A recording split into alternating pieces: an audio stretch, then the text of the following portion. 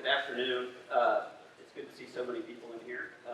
My name is Kurt Morley. I represent the Kansas Interagency Wildfire Council. It's kind of a voluntary gig. My day job is I'm a fire guy myself. I'm the Battalion Chief of Community Preparedness and Special Operations for one of the smaller fire districts up in Johnson County, Fire District number 1. And so what I want to do today is just talk to you briefly about what the Kansas Interagency Wildfire Council is and what we do, and just give you some content. We reached out to all of the hosting partners, KDEM, Fire Marshal's Office, and the Kansas Forest Service this year as KIWC, and said, hey, we'd like to maybe get involved with this seminar, and maybe we could help provide some content and talk about what we do and all that. So Kansas Interagency Wildfire Council, or KIWC, we were established to provide an interagency approach to fire management. And so really what we do is we have a whole bunch of partners, a lot of fire partners and a lot of weather partners. We get together and we provide intelligence to agencies with fire management decision making, and give them the intel that they need to maybe consider moving resources, prepositioning task force. Maybe it's time to start moving some helicopters around. We provide support to organizations with an interest in wildland or prescribed fire. We identify and address issues in Kansas or concerns that are known to the KIWC membership. We participate in conference calls, so we have regular conference calls, specifically during periods of high fires or when the weather indicates that we should be having those calls. And we just work through a whole bunch of fire problems with all of our partners in the state.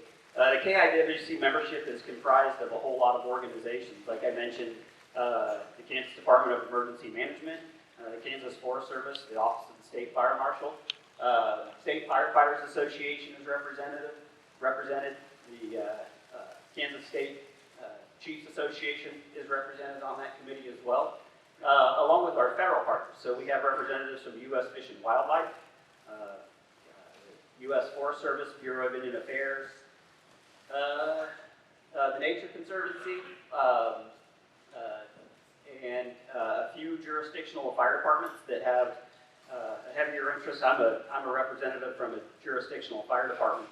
And our wildland interest is a little more than just locally. Yes, we have a task force that we formed, but specific to our organization is we've partnered with both the Kansas Forest Service and some of our federal partners, and we provide resources nationally on large wildfires that occur across the country each year. And then really the other half of the KIWC is the National Weather Service. And with the National Weather Service, we have representatives from every forecasting office that has responsibility into the state of Kansas. So not just the offices that exist in the state, but also a good example is Pleasantville, Missouri, Kansas City National Weather Service. They're represented on the committee. They lie in Missouri, but they have forecasting responsibilities into the eastern half of Kansas. Very similar, Hastings, Nebraska is the same thing. The way that we're organized is we have the membership elects a chair, or I'm sorry, the membership elects a vice chair. So we have a chairperson, and we have a vice chair that's elected by the membership, and then we have all of our members. The way that we work with our chair and our vice chair is between a fire partner and a weather partner, we basically take turns. So up until our meeting that we had just Thursday, when that meeting concluded, then at that point I was relieved as the chair of KIWC, and I was replaced with the vice chair who stepped up and took the role. And that vice chair is a weather service partner. And at that point we elect a new vice chair, and that new vice chair will be a fire partner. Just the responsibilities, the chairperson is the guy or the person that is responsible for the administrative needs. They organize the meetings, they can help organize and develop task force. A good example of a task force that we have with KIWC is the Wildfire Awareness Week. KIWC is really the organization that champions that.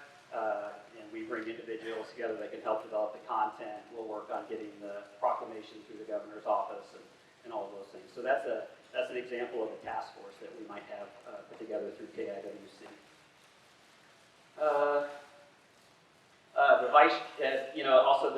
chairperson just does the notes, they provide updates, maintain the contact list, so on and so forth. The vice chair can help in any of those capabilities or capacities, and then if the chair is unable to host a meeting or perform his duties, then he's relieved by the vice chair. The membership itself, they're responsible for representing their agency and reporting that information back to their agency and keeping their membership updated and informed of what's going on at KIWC. Our meeting schedule, we get together twice a year. We have a spring meeting that's historically done in May. That's where all of the membership comes together and sits down. We have a long agenda. We also have our fall face-to-face meeting. Historically, that happens in November. We just had it just next door on Thursday. We finally were able to hold our fall meeting. And then conference calls. Conference calls are really where we do the majority of our work, and that's where we'll get together normally during periods of when the weather is expected to be conducive to fire, and we'll get everybody on the phone. We start with our weather service partners that provide a detailed weather briefing for whatever period we've identified that we need to have those conversations. And then at that point, the fire partners, predominantly the state agencies that are represented on KIWC, can have those conversations about where are we putting resources, what do we need to move, so on and so forth. Those conference calls, like I said, a lot of times they're happening weekly. They can happen more. We can relax them and scale them back a little bit as needed. Or anytime one of the agencies, anybody involved with KIWC, sees a period of concern that they want to identify. We did have a conference call just in November, just right on the right before the incident down there in Elk County that Nick was telling us about.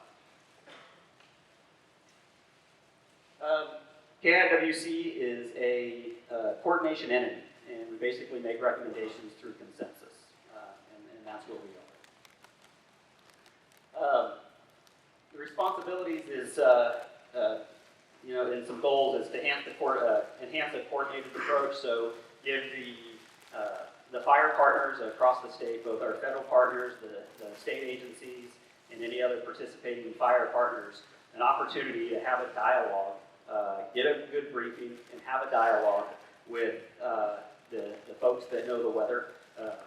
So our forecasting partners with all the weather service offices. Chip always gets on there and gives us some good intel as well. And then we communicate that out and coordinate resources as we need to. And then coordinate public information. And that's where we talked a little bit about the Wildfire Awareness Week, or it's also an opportunity to, if we need to get a message out because we're gonna come into this really dry spell and have some high fire danger, we can also kind of coordinate getting those messages, a similar message out amongst all of the agencies in the state. So, and to my knowledge, we have never yet provided any support to large fire incidents. Lots of our members, of course, do. But as far as I know, KIWC itself has never been asked to come to a large fire. So, like I said, we just completed our fall face-to-face meeting just Thursday. So at the end of that meeting, the vice chair stepped up, and he is now the chair of KIWC, and that's Mick McGuire. He just gave the presentation. So Mick represents the National Weather Service. He's at the Wichita Forecasting Office, and he will be the chair until our next fall meeting next year. And then our vice chair this year will be a fire partner. We had a nomination, and however, the gentleman that we nominated was not present. We just haven't confirmed his willingness to accept that nomination as of yet. So we'll wait and do that. But we do have we've identified a fire partner, and we have a backup fire partner that is going to be able to step up as the vice chair for our next calendar year. So that's really all I have on the Kansas Interagency Wildfire Council. Anybody got any questions? What we do? And of course, if you do, anything arises later, feel free to catch me, and we can chat, or I can put you in touch with whoever needs to do that. So now, Mark Neely with the Kansas Forest Service is going to come up and update us on some task force.